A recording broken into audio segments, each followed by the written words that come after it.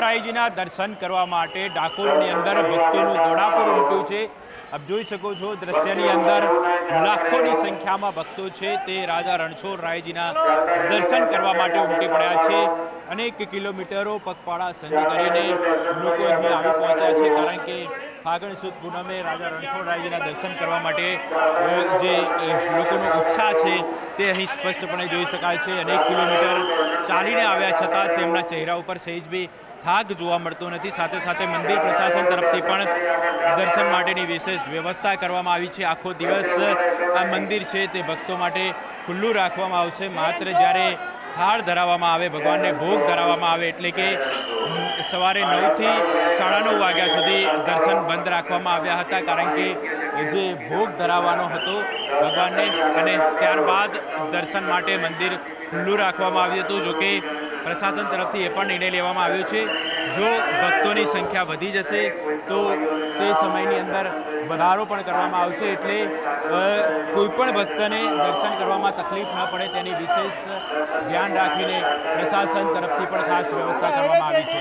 અમે ડાકોરના જ છીએ, પણ દર વર્ષના કરતાં ભીડ વધુ પડતી લાગે છે, અને ભગવાનની ભક્તિ પ્રત્યે આટલો બધો પ્રેમ ભાવ છે, અને ભગવાન આપણી ઈચ્છા બધી પૂરી કરે છે, એટલે અમે અહીંયા આવીએ છીએ। અમે ઓઢવ આદિનાથમાંથી આવીએ છીએ। અમે 19 વર્ષથી અહીંયા પૂનમ ભરીએ છીએ, અને અમને ઘણું સારું લાગ્યું છે। અહીંયા ડાકોરમાં આવવાથી અમને ઘણો બધો આનંદ થાય છે, અને બધાના સાથ સહકારથી અમને ઘણું ખુશ છીએ। બહુ સરસ ભીડ છે, ખૂબ આનંદ થાય છે અમને કે અમે કનૈયાના મંદિરમાં આવ્યા છે। હું દર પૂનમે આવું જ છું। પૂનમ કરતા આજે કેવો માહોલ? આજે વધારે ભીડ છે, આજે માહોલ સારો છે, હોળીનો તહેવાર છે એટલે આનંદ થાય છે અમને। મંદિર પ્રશાસન તરફથી કેવી વ્યવસ્થા કરવામાં સારી છે। દવે સાહેબ, ખાસ કરીને વાત કરીએ તો સૌપ્રથમ તો જે દર્શન રહેશે, કયા સમયગાળા દરમિયાન ભક્તો દર્શન કરી શકશે આ 2 દિવસ દરમિયાન?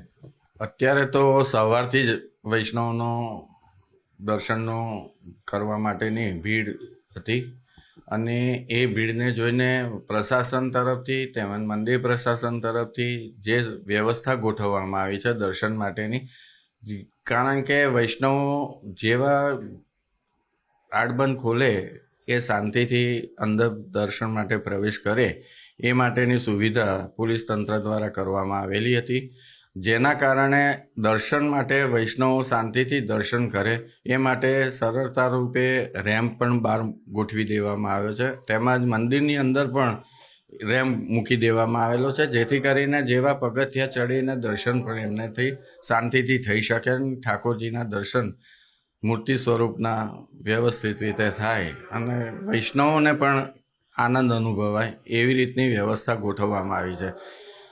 મંદિર પ્રશાસન તરફથી વૈષ્ણવની સુવિધા અર્થે દર્શન માટે 4 LED વોલ, જે મુખ્ય જગ્યાએથી જ વૈષ્ણવો પ્રવેશ કરે છે એ જગ્યા ઉપર જ લગાડી દેવામાં આવેલા છે, જેથી કરીને બહારથી પદયાત્રીઓ આવે તો પહેલાં સ્વરૂપ ઝાંખી ત્યાંથી જ થઈ જાય છે। જે પ્રવેશ દ્વાર છે, જેમ કે રાધાકુંડથી આગળ આવે તો રામચોક મંદિર આગળ જ LED વોલ ગોઠવી દેવામાં આવેલું છે, જેના કારણે દર્શન કર્યા બાદ તે આગળ આવે તો કલેશ્વરી મંદિર આગળ એમનો જે નિયત માર્ગ કરવામાં આવેલો છે એ માર્ગ પર પણ LED વોલ ગોઠવી દેવામાં આવેલા છે।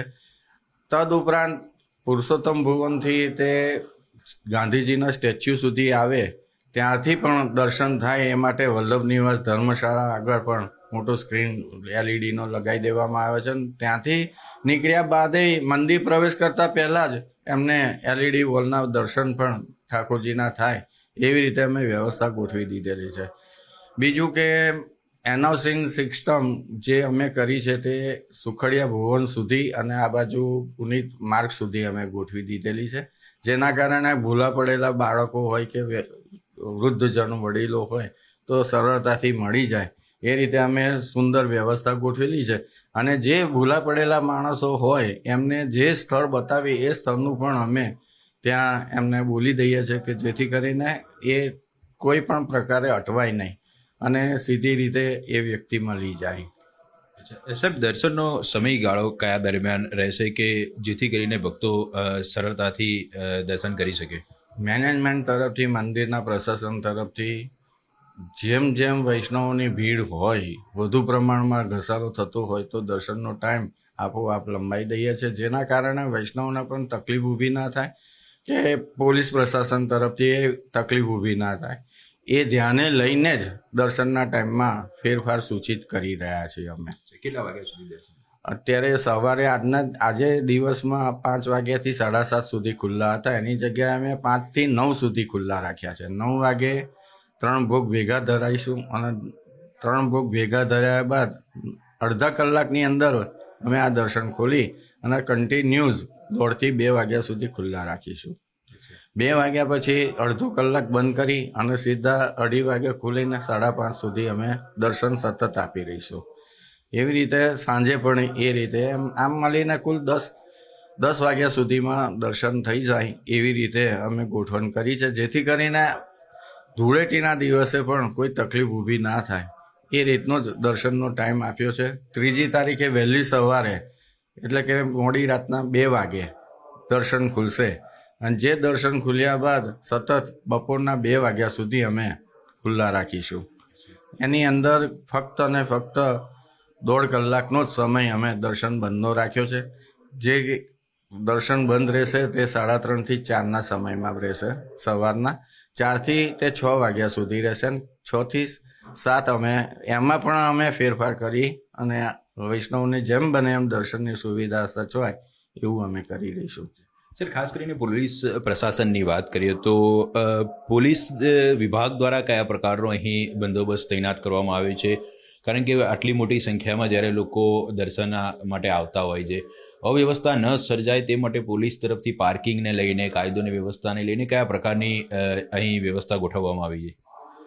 મંદિરની અંદર તેમજ જે તમામ આડબંધ છે ત્યાં પણ પોલીસો ગોઠવી દેવામાં આવેલી છે અને ત્યાં પોલીસ તંત્ર દ્વારા પોલીસોને મિત્રોને સૂચન પણ આપવામાં આવેલું છે કે કયા બેરિકેડર્સમાં કેટલું વ્યક્તિ છે, કયા બેરિકેડર્સ ખાલી રહ્યા છે, ક્યાંથી પબ્લિકનો ફ્લો વધારે છે, એ પણ એમનું માર્ગદર્શન મળતું રહેતું હોય છે. એના કારણે જ બંદોબસ્ત ગોઠવાતો હોય છે. અને આ વર્ષે પ્રમાણમાં પબ્લિક એક્ઝામને હિસાબે ઓછું છે, કારણ કે 10મા અને 12માના છોકરાઓનું ભવિષ્ય તેમના વાલી જાણતા હોય અને એમની જે પ્રગતિ હોય એના અનુસંધાને થોડીક પબ્લિકમાં કસર થઈ છે, બાકી પબ્લિક તો આવી જ રહી છે. સર, સીસીટીવી કેમેરાથી કોઈ નજર રાખવામાં આવતી હોય અથવા તો કોઈ કંટ્રોલ રૂમ ઊભો કર્યો હોય? સીસીટીવી કેમેરાની નજરે રાખેલી છે, કંટ્રોલ રૂમ પણ રાખવામાં આવેલો છે, તેમજ મંદિરના કંટ્રોલ રૂમનો છેડો પણ પોલીસ પ્રશાસનને આપી દેવામાં આવેલો છે, જેથી કરીને પોલીસ કંટ્રોલ રૂમમાં પણ તે સીસી કેમેરાના ફૂટેજ જોઈ શકે છે. સર, ખાસ કરીને પોલીસ વિભાગ તરફથી કયા પ્રકારની વ્યવસ્થા ગોઠવવામાં આવી છે? ટ્રાફિક હોય કે પછી કાયદોની વ્યવસ્થાની પરિસ્થિતિ હોય? ડાકોરમાં જેટલા પગપાળા દર્શનાર્થીઓ આવે છે એ લોકો શાંતિપૂર્વક દર્શન કરી શકે એની માટે અમે લગભગ 2000થી વધારે પોલીસનો જે બંદોબસ્ત રાખ્યો છે.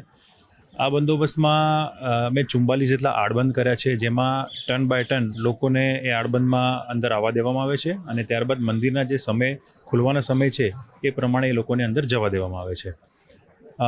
સમગ્ર જે રૂટ છે એ અમે સીસીટીવી કેમેરાથી મોનિટર કરી રહ્યા છીએ અને એક ડ્રોન પણ અમારી પાસે છે, જેનાથી દરેક રૂટ ઉપર કયા રૂટ ઉપરથી કેટલી પબ્લિક આવી રહી છે અને કયો રૂટ કેટલા સમય માટે ખુલ્લો રાખવો છે એની વ્યવસ્થા પણ અમે સેન્ટ્રલાઇઝ કરી છે. 150થી વધારે કેમેરા અમારી પાસે અત્યારે ઉપલબ્ધ છે.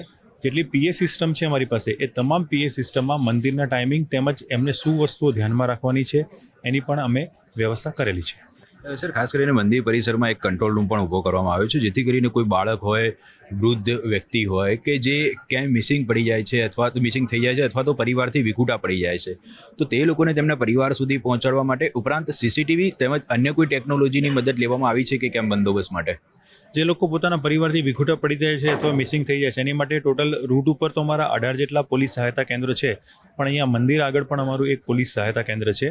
ત્યાં આવી અને એ લોકો કમ્પ્લેન લખાવે છે ત્યારે અમે અમારા વાયરલેસ સેટ ઉપર અને જેટલા પીએ સિસ્ટમ છે એની પર જાણ કરીએ છીએ. મંદિરની પણ પીએ સિસ્ટમ છે એની પર પણ જાણ થાય છે અને કંટ્રોલ રૂમમાં આવી અને પોતાના જે વિખૂટા પડ્યા છે એ લોકોની સાથે એની મુલાકાત પણ કરાવી રહી છીએ. સાહેબ, ડ્રોન કે અન્ય કોઈ ટેકનોલોજીની મદદ લેવામાં આવી છે કે કેમ?